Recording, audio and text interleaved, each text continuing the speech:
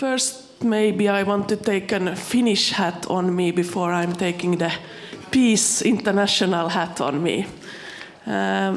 Coming from Helsinki and Finland, Finnish people tend to be a little bit nervous when this big power starts to talk militaristic talk. Finland have been a part of Sweden, and Finland have been part of the Russia, and we are very happy to be independent nowadays, and we don't like when the world start to talk annoying militaristic talk.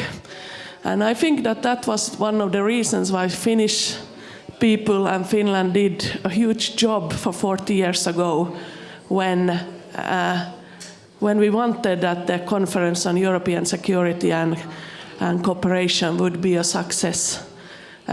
It was something that we felt that it's in interest of the whole world and Europe, but also in the interest of small nations, that there is some kind of system of handling issues when you are not agreeing. So that when people are referring to the conference as a historic success, I think that it's quite fair to say that, because in many senses it was a very good result in those days when the Cold War was at its hottest, and the relations between the divided world and divided Europe was not at all good. In those days it was good to even get the end declaration. Everybody who has been working with agreement between states and conferences knows that sometimes it's even difficult to get the first meeting agenda approved. Even to get to the end declaration is really a hard job. The states did agree to kind of agree on the borders, which they didn't actually, which have already existed since the Second World War, but hadn't been agreed on. So that was one of the kind of big thing for states, I think. The signatories kind of declared that they are following the UN Charter, and that I think is an important thing. But I think, of course, as a peace activist, and I am going to the peace side and not the nationalistic, I think that the vision or idea that we should have a security structure or a secure world from Vladivostok to Vancouver is a great vision. And although it doesn't always look like we would have a secured common vision from Vancouver to Vladivostok, then I think that was something to aim at. And I think the important thing is that the conference for 40 years ago didn't solve, I could almost say, any problems in itself. It didn't end problems, but it gave a safe environment to continue arguing. It gave a kind of place where you could to continue to disagree, and where you could start to negotiate and discuss, etc. So I seen OSCE as a kind of place and platform and a kind of framework to discuss and to have a dialogue and to kind of solve problems, which didn't disappear by having a conference. But then for citizens and NGOs and civil society, I think it was important that we had the third basket, the basket on human rights. And I remember in those days, I was a very small child, but I have grown up in the peace movement.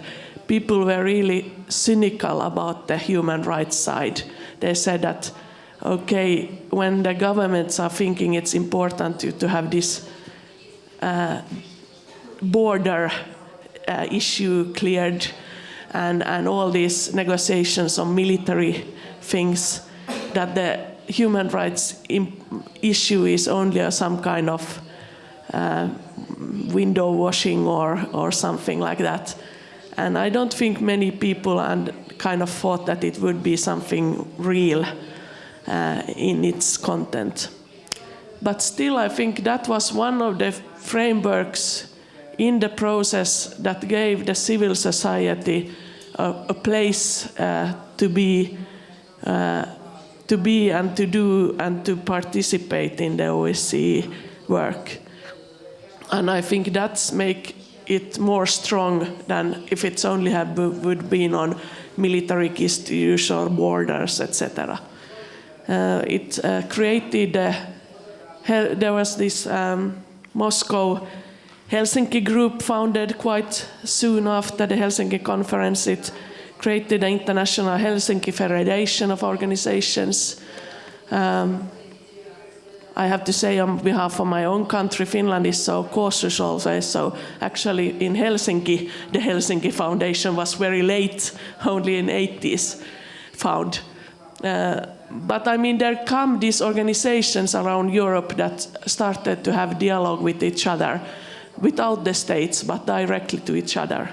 And I think that was an important thing when we in the 80s, the people's civil society movements decided that it's time to set and stop for the Cold War, that it's totally crazy to have this militaristic division of Europe. And we started a movement called European Nuclear Disarmament and END. And I don't know if we would have had all the companions on the eastern side to be with us in that movement if there wouldn't have been the human rights work and the Helsinki process, which already had given the ground in many countries for citizens' organizations. So I think that for the European Nuclear Disarmament movement and the organizations that wanted that we citizens of Europe would already start to act as there wouldn't be borders and division, that we would start to travel, we would start to have dialogue, meetings with each other.